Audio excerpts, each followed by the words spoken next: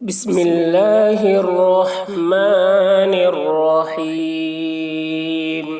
ذبح کے بعد کی دعا، اللہم تقبلہ من کما تقبلت من حبیبک محمد وخلیلک ابراہیم علیہم الصلاۃ والسلام۔ یہ دعا ہے بقرعید کے موقع پر جب جانور کی قربانی کر لے تو کرنے کے بعد یہ دعا پڑھے، اللہم تقبلہ من۔ یہ جو خالی جگہ ہے یہ اس لیے ہے کہ یہاں پر نام لے، جن لوگوں کے طرف سے قربانی کر رہے ہیں ان لوگوں کا نام لے، ان کے باپ کے نام کے ساتھ نام لے۔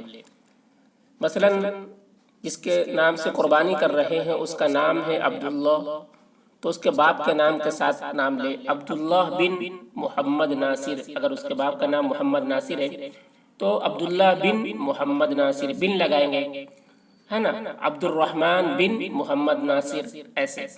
اور اگر لڑکی ہے، لڑکی کے نام سے ذبح کر رہے ہیں تو اگر لڑکی کا نام ہے عائشہ تو عائشہ بنت محمد ناصر۔ اگر اس کے باپ کا نام محمد ناصر ہے یا کچھ بھی ہے تو فاطمہ بنت محمد ناصر، بنت لگائیں گے۔ اس طریقے سے سب کا نام لیں گے۔ اس کے بعد کما تقبلت من حبیبک محمد وخلیلک ابراہیم علیہم الصلاۃ والسلام، یہ دعا پڑھیں گے۔ دیکھیے یہ دعا پڑھنا کوئی زیادہ ضروری نہیں ہے، ایسا نہیں ہے کہ اگر یہ دعا نہیں پڑھیں گے تو قربانی نہیں ہوگی، ایسا کچھ نہیں۔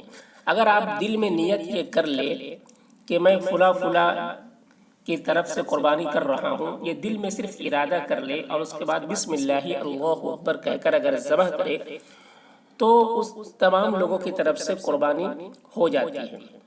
لیکن بہتر یہی ہے کہ ان دعا کو یاد کرے اور یاد کر کر اسی طریقے سے دعا کو پڑھے اور ان لوگوں کے نام لے جن لوگوں کی طرف سے قربانی کر رہے ہیں۔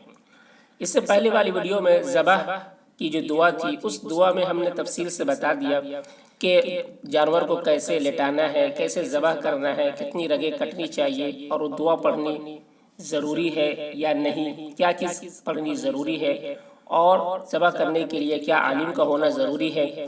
تو یہ ساری تفصیل ہم نے اس میں بیان کر دی ہے اور اس میں بھی یہ ساری چیزیں ہم مختصر میں ہم نے بتا دیا کہ قربانی جب کر رہے ہیں تو اس کے آداب، اس کے طریقے کو سیکھ کر اچھے طریقے سے کرنا چاہیے تاکہ قربانی درست ہو اور اللہ کے یہاں مقبول ہو۔ تو یہ دعا کو یاد کرنی چاہیے اور یاد کر کے اس طریقے سے اگر پڑھیں گے تو ہماری قربانی اچھے سے ہوگی۔